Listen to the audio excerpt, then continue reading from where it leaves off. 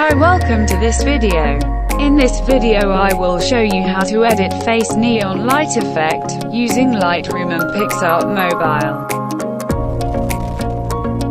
Here are example photos, before and after using this filter.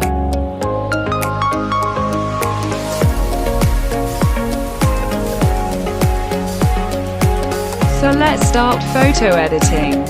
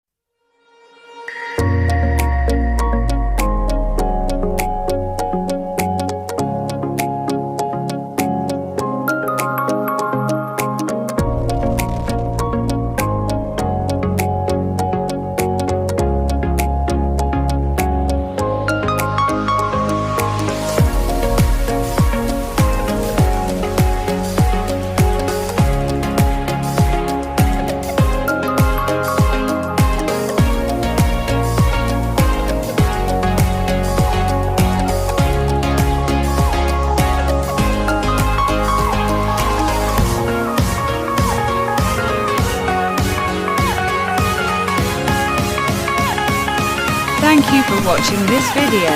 Don't forget